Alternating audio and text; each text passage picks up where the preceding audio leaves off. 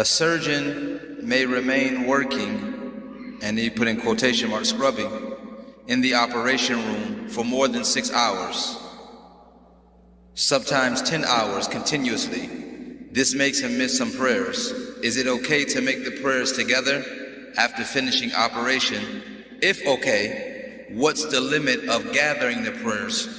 Dhuhr plus Asr, or only Maghrib plus Isha, or all of them? Or can you gather all of them together if necessary?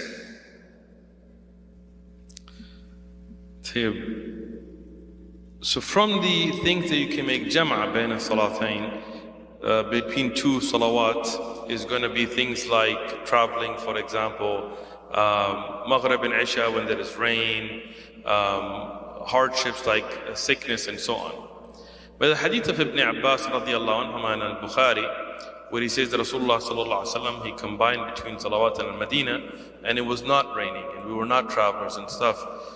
So when he was asked about this, he said, why? He said, because he did not want a hardship on the ummah. And I'm summarizing from the hadith. So that tells you that due to extreme hardship and necessity, at times you can combine the prayers. You will not shorten them. It's not qasr, it's jam'a. So you're not going to make 2 and 2.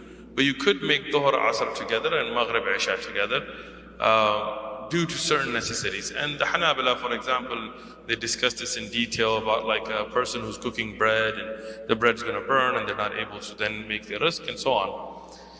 So looking at that, if we look at this hadith, this situation, if there is a surgeon who is performing some kind of life-saving surgery, I'm assuming they're not doing like a nose job or something. So if it's really a necessary thing, then they could occasionally, out of necessity, pray Dhuhr, Asr together in the time of Dhuhr or in the time of Asr. Meaning that if they know they're going to be for the next 6 hours in surgery and Dhuhr has already entered, they can pray Dhuhr and Asr and then go with that niyyah into the surgery. Or if they know for sure that this is a situation they know. If they don't know, and they realize once they're in the surgery, before the time of Asr is in, they can make the niyyah to make jam'ah out of necessity. Again, I'm saying this hesitantly because then people are going to abuse this, right? It doesn't mean because I'm really into my report writing that I'm going to delay the salawat. No, we're talking about extreme hardships and things. So in that, they can make the niyyah to join Dhuhr with Asr, and then that niyyah has to be made before the time of Asr comes in, as Ibn Qudama points out in Al-Mughni. So you could combine those, right? Maghrib, Isha as well. Again, we're not going to shorten, just combine.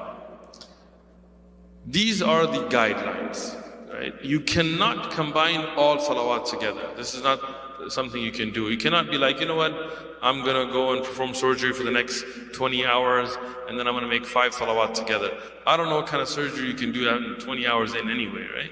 So those things you cannot do. You cannot combine Fajr and Dhuhr, or Asr and Maghrib, or Isha and Fajr. You cannot combine anything with Jum'ah, by the way. Even if you're traveling, you're not supposed to combine Jum'ah and Asr. You can look at the Fatawa Shaykh Ibn Uthaymin and Sharh al-Mumti and so on for details. But anyway, so if you do have a certain situation and it's not regular, like again, we don't want to be like every week I have a busy schedule, so I'm just going to combine Dhuhr, Asr every week. No, regularly, as we see from the Quran and Sahih Hadith, all the salawat have to be prayed within the time limit that's given, right?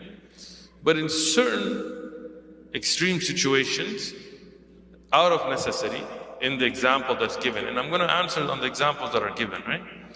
If that surgeon is doing some kind of heart transplant and they know that they're going to be 6 hours in, they can combine Dhuhr, Asr or Maghrib, Isha without shortening the salawat.